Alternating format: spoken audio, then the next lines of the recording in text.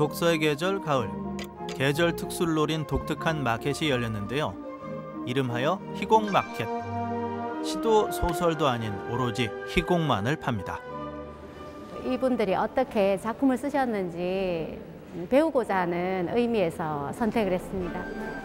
독자이자 관객에게 잘 보고 고르라는 걸까요? 작품 시식을 위한 무대도 열렸습니다. 마켓이 열린 사흘간 희곡 작품이 낭독극으로 펼쳐졌죠. 참 이상한 마켓이죠? 여기서는 왜 희곡만을 팔까요? 문학 장르 중에서도 사람과 맞닿은 글이 바로 희곡입니다. 책 한 장을 넘기면 굴곡진 인생사, 우리의 희로애락이 그대로 펼쳐지죠. 희곡은 종이에 글로 그린 삶입니다. 극작가가 쓴 희곡을 가지고 공연을 준비하기도 하고 공연 후에 출판돼서 또 낭독의 대상이 되기도 하는 그게 바로 희곡입니다. 개성 있는 캐릭터들이 어떤 이야기를 통해서 어떤 하고 싶은 이야기를 전달하고 그것을 보면서 더 생동감을 느끼게 되고 그렇게 소설과도 달리 이야기가 있지만 더 역동적인 게 그 희곡의 매력이 아닌가 생각합니다. 잉크말을 새도 없이 종이책은 곧장 화면과 장면으로 바뀌었습니다. 소설보다 낯선 희곡.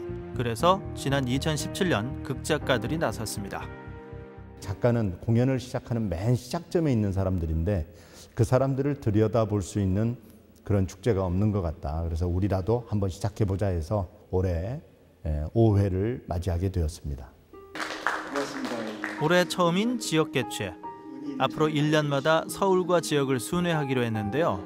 그 시작이 대구입니다. 아무래도 대구가 공연예술 인프라가 많이 있고요. 그리고 연극하시는 분들도 많고 그리고 극작가 분들도 많이 계시고 국립극장과 국립극단이 있었던 역사적인 도시이고 앞으로도 더 커나갈 도시이기 때문에 그 상징성이 도시로 선정한 게 아닌가 싶습니다.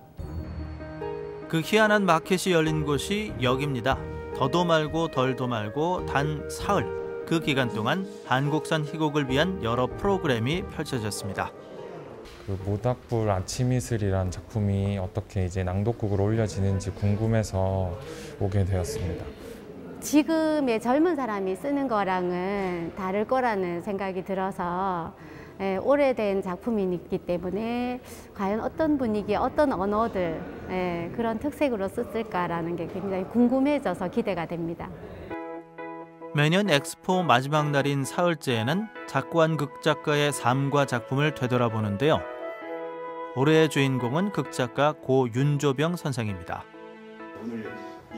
제5회 대한민국 극작 엑스포에 그때 그 연극 고 윤조병전 선생의 발자취를 아들이자 연극계 후배인 윤시중 연출가가 함께했습니다.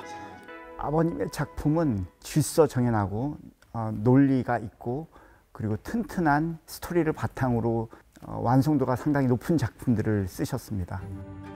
고 윤조병 선생은 한국 사실주의 연극의 계승자로 불렸는데요. 그가 남긴 극작품만 160여 편이 됩니다.